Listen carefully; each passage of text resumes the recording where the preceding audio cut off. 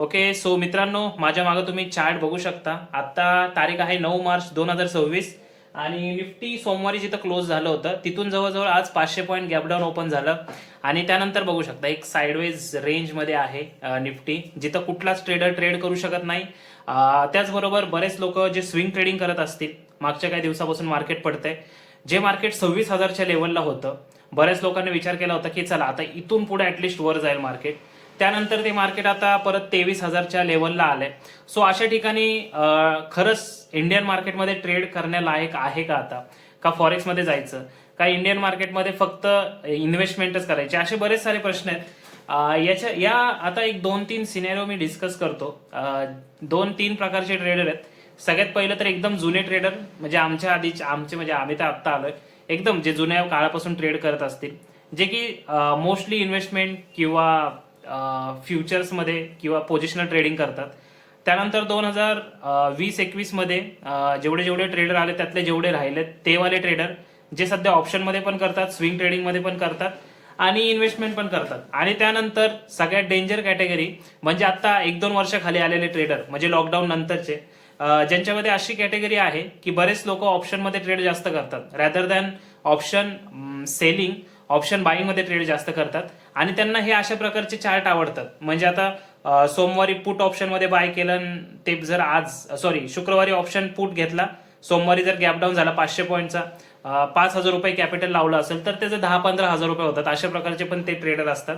मी असं म्हणत नाही की सगळे तसे असतात, बट मोस्टली तसे ट्रेडर आपल्याला बघायला भेटतात, ज्यांना ट्रेडिंगचं नॉलेज कमी आणि गॅम्बलिंगचं नॉलेज जास्त असतं, त्यांचा माइंडसेट तसाच असतो.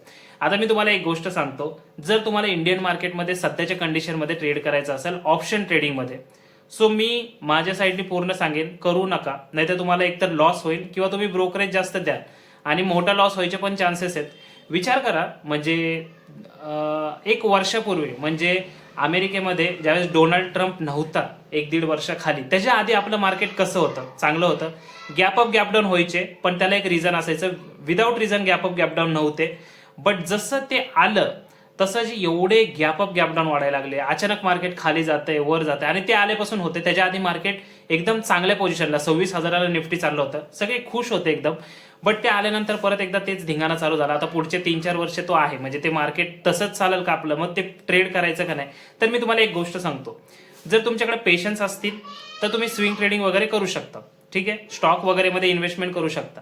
जर तुमच्याकडे पेशन्स नसतील, म्हणजे स्टॉकमध्ये इन्व्हेस्टमेंट करून पण, आता दुसरी गोष्ट कशी आहे, फॉर एक्झाम्पल एखादा XYZ नावाचा स्टॉक आपण बाय केला, तो जर आपण 100 रुपयाला बाय केला असेल, फॉर एक्झाम्पल घेतोय, आपल्या डोक्यात विचार असे असतात की 100 रुपयाचा stock within 15 days, 8 days, 10 days तो ऍटलिस्ट 150ला गेला पाहिजे, म्हणजे 50 रुपये वरचा प्रॉफिट होईल. स्विंग ट्रेडिंग आहे म्हणून कमी, इंट्राडे असेल तर लगेच गेला पाहिजे.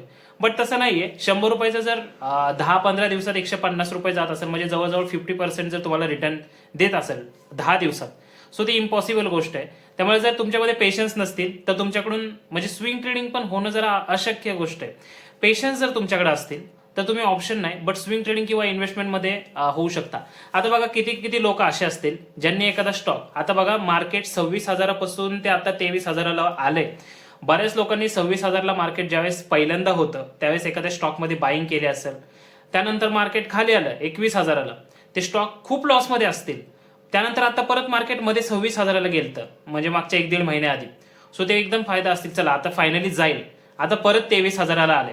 सो अशा सिच्युएशनमध्ये ते लोक काय असे गडबडून जात नाहीत, ज्यांच्या मोठे इन्व्हेस्टमेंट आहेत ते जसे शांत राहतात. जवळजवळ मागच्या 1-1.5 वर्षापासून मार्केट असं चाललंय, 26,000 लेवलला आहे.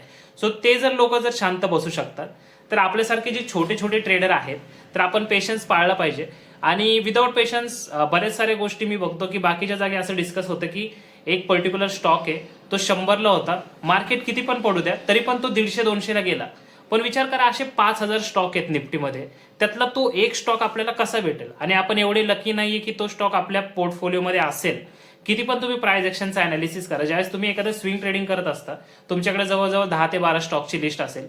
10 ते 12 स्टॉकमध्ये जर मार्केट जर डाऊनफॉलमध्ये असेल तर मोस्टली त्यातले 8 स्टॉक तरी असतील ना, ते मार्केटच्या डिरेक्शननी खालच्या साईडला जाणार. त्यातले 2 स्टॉक असे असतील जे मार्केट खाली पडून सुद्धा 2-3% वरती गेले. तर त्या 2 स्टॉकसाठी आपला जो पोर्टफोलिओ, तुमच्या डोक्यात असं विचार येत असेल की किती 2 स्टॉक आपल्याला करायचे, ह्या 8 मध्ये इन्व्हेस्ट नाही करायचं, तर तसं शक्य नाहीये. बघा ना, 12 स्टॉक पैकी फक्त 2 वर बाकीचे खाली. जर तसं सिनेरिओ असेल तर सक्सेस रेशो किती कमी आहे. कारण का कमी आहे? बिकॉज मार्केट अपोजिट ट्रेंडला आहे.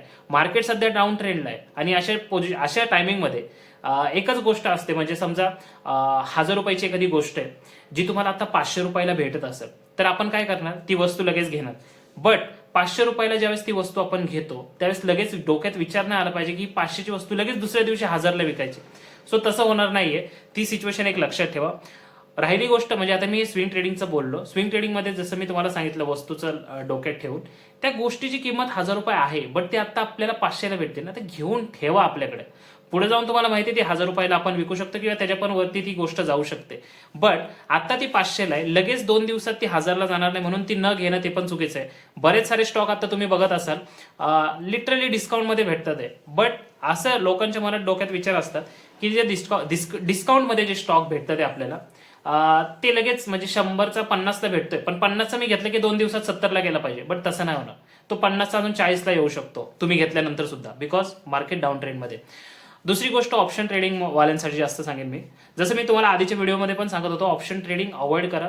तो एक थॉट असतो माणसाचा की ऑप्शनमध्ये पैसे लावल्यानंतर डबल होऊन विकणं. जास्त करून युथचा म्हणजे अंडर 25 जे आहेत आणि अबाव 20 जे नवीन नवीन ट्रेडर मार्केटमध्ये येतात. एकतर मोटो कसा असतो त्यांचा, इंस्टाग्रामवरती ज्यावेळेस तुम्ही एखादी रील बघताना तुम्हाला असं वाटतं की एखादा पर्टिक्युलर ट्रेडर आहे ज्यांनी थार घेतली किंवा दुसरी कोणती गाडी घेतली. कशामुळे? ऑप्शन ट्रेडिंग करून. सो तुमचा पण वे तसा होऊन जातो की आपण पण ऑप्शन ट्रेडिंग करून होऊ शकतं. बट आता ऑप्शन ट्रेडिंग कशी करायची? सो त्याचा क्लास घेऊ आपण. त्याचा क्लास कितीला? 10,000ला. 10,000 का फीड होतात? थोडा प्रीमियम वाटला पाहिजे आणि तुमचे पैसे पण म्हणजे त्यांच्याकडे 10,000 रुपयाचा एक जर घेतला, जर तुम्ही म्हणजे 40 जणांनी जरी परचेस केलं तर मला असं वाटतं तो थार घेऊ शकतो ॲडव्हान्स, डाऊन पेमेंट भरू शकतो थारचं. तर मला तेच वाटतंय की ऑप्शनमध्ये जर तुम्ही करत असाल, एकदा बघा विन रेट किती आहे. जो सेबीने ऑफिशियल दिलाय म्हणजे 92% ट्रेडर लॉसमध्ये आहेत. जर त्यांनी असं दिलं असेल तर त्याच्या मागे काहीतरी रिझन असतील. त्याच्या मागचे रिझन एकच आहे, जे पुस्तकात आपल्याला शिकवतात. आता फॉर एक्झाम्पल तुम्ही जर इथं बघितलं असेल तर इथं हायर हायचं क्रिएशन आहे आणि ब्रेकआउट देऊन स्टॉक म्हणजे वर गेलं पाहिजे होतं निफ्टी, पण हे हायर हायचं क्रिएशन आहे, तिथंच मार्केट खेळत आहे.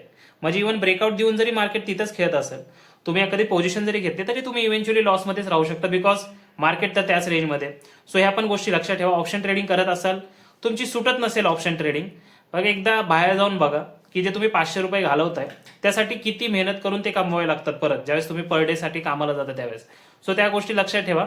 आणि ऑप्शन ट्रेडिंग अवॉइड जरी नसेल करताय तर तुम्ही एक काम करा, तुमची पोझिशन सायझिंग कमी करू शकता. ज्या पोझिशन सायझिंगमध्ये तुम्ही काम करताय, म्हणजे समजा तुम्ही आता डेली 1000 रुपयाचा लॉस घेत असाल आणि मला असं वाटतं अशा मार्केटमध्ये जर 1000 रुपयाचा लॉस तर म्हणजे नगण्य लगेच होत असेल की एवढं मोठं gap up gap down candle एवढे मोठे. सो ती पोझिशन कमी करा. 1000च्या जागी 200 घ्या. आत्ताच फक्त मार्केट जाऊ द्या. ज्यावेळेस मार्केट नीट होईल, प्राइस ऍक्शन नीट होईल, त्यावेळेस तुम्ही परत एंटर करू शकता. सो अशा गोष्टी आहेत ज्या गोष्टी तुम्हाला अंडरस्टँड होणं खूप गरजेचं आहे. कारण अशा प्रकारच्या ह्यूज गॅप अप गॅप डाऊनमध्ये बऱ्याच वेळ चान्सेस असतात की लोकांचे कॅपिटल वाईप आउट होतात. आणि होताना मी बघितलेत.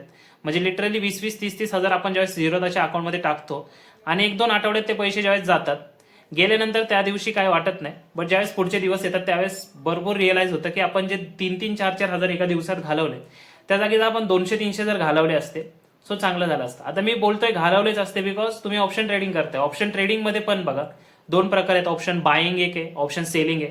सेलिंग तुम्ही करत असाल, कॅपिटल थोडं जास्त लागतं, थोडं सेफ आहे. बट ऑप्शन बाईंगमध्ये खूप रिस्क आहे. सो ते मी तुम्हाला सांगेन की प्लीज ट्राय करा, अवॉइड करा. जर तुम्हाला करायचंच असेल तर पोझिशन सायझिंग वगैरे कमी करून तुम्ही ट्राय करू शकता.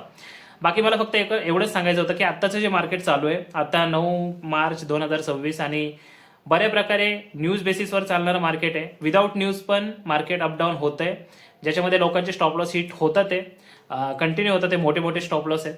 सो तुमचे पैसे कुठं ना कुठं सेव्ह करा. ते पैसे तुम्ही पुढे जाऊन स्विंग ट्रेडिंगमध्ये वापरू शकता. फॉर एक्झाम्पल 10,000 रुपये जर तुम्ही ऑप्शन ट्रेडिंगमध्ये 3-4 दिवसात जर घालवत असाल, तेच 10,000 तुम्ही एखाद्या स्टॉकमध्ये इन्व्हेस्ट करून ठेवू शकता. भले तुम्हाला तो स्टॉक 100ला भेटला, बट त्याची ऍक्च्युअल किंमत 200 होती, आता 100ला भेटत आहे, बिकॉज मार्केट 3000 पॉईंट डाऊन आहे. पुढे जाऊन तो स्टॉक तुम्हाला परत एकदा म्हणजे 200ला जाऊ शकतो किंवा तो 100ला भेटतो, तो 90ला पण येऊ शकतो, 80ला पण येऊ शकतो. तिथं असं वाटलं नाही पाहिजे की आपण 100ला घेतला आणि अजून खाली आला. नाही, स्टॉक फंडामेंटली चांगला आहे, टेक्निकली चांगला आहे, ज्याच्यामध्ये इन्व्हेस्टर चांगले आहेत, FIDIची इन्व्हेस्टमेंट चांगली आहे, इयरली रिझल्ट, क्वार्टरली रिझल्ट जर चांगले असतील, सो गुड टू गो. बाकी फक्त मला एकच सांगायचं आहे की ट्राय करा, ऑप्शन ट्रेडिंग अवॉइड करा अशा प्रकारच्या मार्केटमध्ये आणि फोकस करा. म्हणजे इंडियन स्टॉक मार्केट हे वाईट नाही आहे, बट सध्या जे चाललं आहे ना ते थोडंसं म्हणजे ड्रामॅटिक सिच्युएशन आहे. सो बघूया, आपण भेटू पुढच्या व्हिडिओमध्ये. मी तुम्हाला जास्तीत जास्त अवेअर करायचा प्रयत्न करेन आणि सायकोलॉजी सांगेन की कसे वर्क करते लोकांची डे टू डे मार्केटमध्ये. सो बघूया, भेटूया पुढच्या व्हिडिओमध्ये.